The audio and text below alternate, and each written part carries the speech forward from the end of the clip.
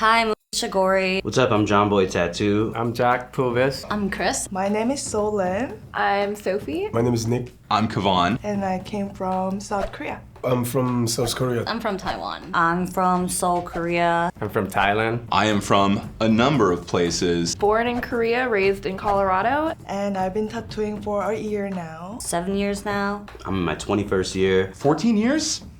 Something like that?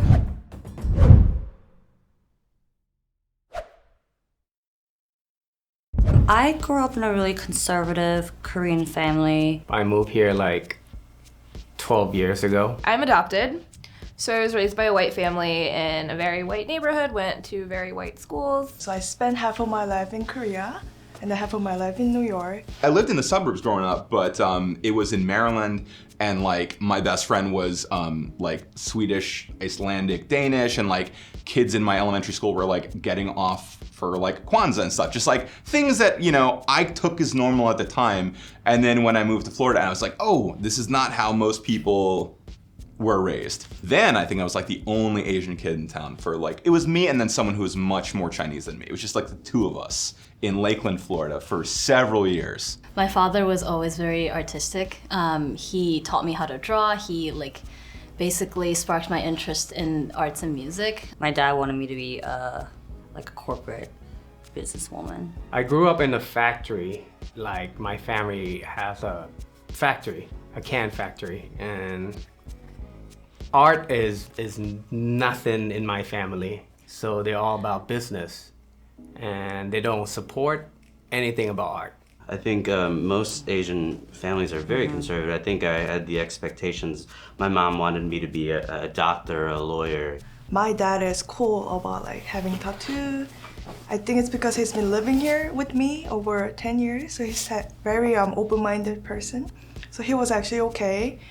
My mom and dad, they were both artists, so I guess it runs in my family. So they're okay with like me becoming an artist. I had no idea what I wanted to do. I will say I did not get A's. I got kicked out of high school. I went to art college. I have to fight for it. Tattooing was like not even an option.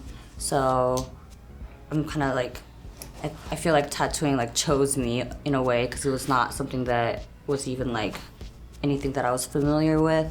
It's a huge taboo there. It's a long time ago. I got like a tattoo in Korea. It was illegal. Then I got tattoo like 20 years old. I just was like a bad kid in high school, and like my friends got it and I thought it was cool. So I got it when I was 16. Really? Yeah. Did you have a fake ID? No, it was illegal. Wow. So when I first started, I was working in a restaurant and I was going to art school, you know, drawing during my breaks, trying to like finish school and everything. And the restaurant owner saw my drawings and he's like, hey, my friend is opening up a tattoo shop and they actually need like shop girls. Didn't mention anything about like apprenticing, and I was like, you know what, I'll probably enjoy that environment more, like being in a place like filled with creative people. So I took the job and kind of like worked my way and realized that it's something that I want to do. So I went to college as an FIT. My major was illustration, so I always loved drawing. And when I was around like 25 or 26, that's when I got my first tattoo. I was always interested in looking at tattoos on Instagram, but like right after I got my first tattoo, which is this one. This was Stick and Poke by Korean artist who came here as a guest artist. And I got fascinated by the idea of putting ink on your skin and putting your artwork on somebody's skin forever. So that's when I realized, oh, why can't I do it too? I learned from like old biker dudes. So like being like, especially being like Asian, you know, that was so hard to work in that industry. Yeah. Like, cause that was like 20 years ago when you were tattooing like bikers and you know, rock stars or whatever. And there weren't really, I don't know if there were any like Asian tattooers, you know. I think I'm very fortunate to be born during this time of like tattooing, because right now it's definitely a very widespread and more accepting community than if it was like, you know, speaking to all my more veteran coworkers. It was hard, you know, being a tattooer, and especially being like Asian too, in like a weird like biker style, whatever. And those are like a lot of white guys. Yeah, that would, you know, and they were so, you know, I don't want to use this word like loosely, but like it, you know, because racism was whatever, but people just made fun of like, you know, they'd be like, look, I want the guy that, you know, I want the Chinaman over here. I'm like, well, first off, I'm not Chinese, you know what I mean? But like, I was in the Bronx for like 5 years. That times I feel like this is racism, but I can't say something, you know. I'm the only Asian in the shop right there. So I can't say something. Like they can say something, but I cannot. when you don't look like everyone else, people tend to like make fun of you, you know, and make these like, you know, the gestures with their eyes and, you know, and with their speech, and, you know, it sucked, you know? With any person of color, there are always microaggressions, like in your place of work. It doesn't matter what industry you're in. I'm sure my clients didn't mean it, but like sometimes when I be tattooing them, they'll be asking me if I'm gonna go back to where I came from, or whether I'm gonna stay in New York. But like if I think about it, it's just so casual that I don't even realize that it's a racism. But like if I think about like if I'm not an Asian, would I be asked this question? You know, you get used to it. Like, you know, you grow up. You know, I'm first generation here, and I grew up in a very like suburban, you know, neighborhood, and it was very rare to find, you know, someone that wasn't, you know, white. They definitely experience more hate. I always say from fellow artists than anything. It's like he said, clients don't care. They see your work, and your work kind of defines you as an artist to outside world. Whereas like people in the community sometimes are less accepting because they value certain traditions and certain aspects of the art more so than like you as a person. But then again, like tattoos as an industry like any other have high end and low end, and it really depends on what kind of people you surround yourself with. Yeah, I don't know if I consider it like harmful racism, but there are certainly biases and maybe expectations. I know a lot of Korean tattooers do the super fine line, like black and gray style, and a lot of people will come to me being like, can you do this? And I'm like, that's not what I do. That's not anywhere near what I do. I had someone come in there the other week actually, and she brought me some kanji, and it was supposed to say her name. And so, you know, I'm like, did you do your like research, whatever? And because I can't read kanji, but I called someone to be like, hey, is that what it says?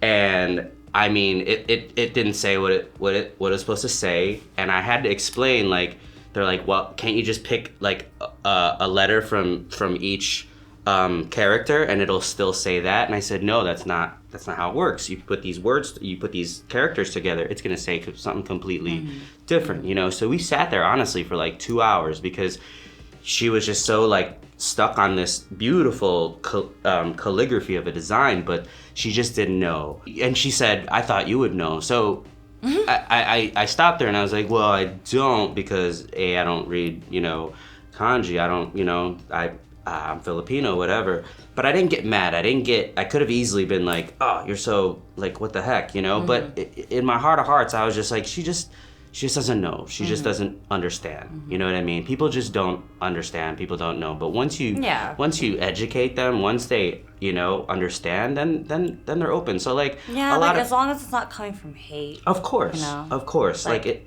Yeah, you just have to educate people. Right. I think we throw that word racist out like so loosely that it's not racist. They're just ignorant. They just don't know. You know what I mean? Like, and you shouldn't be mad at that. You have an opportunity, you know, to change that person. That's true.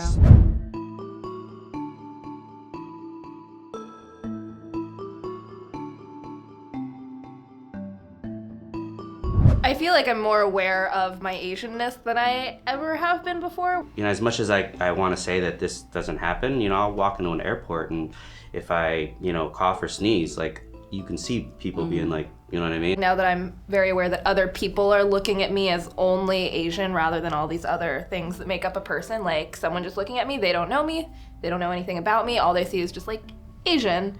And now it kind of feels like that's more of like a target more than anything else. My everyday life has been really, I feel like I am targeted every time I go to work, every time I take subway. I mean, as a woman,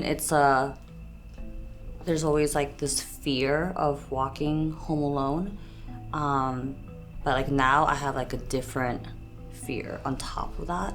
In the train, you know, a lot of people would say something. I try to ignore them by like listening to music, but I did, you know, caught many things.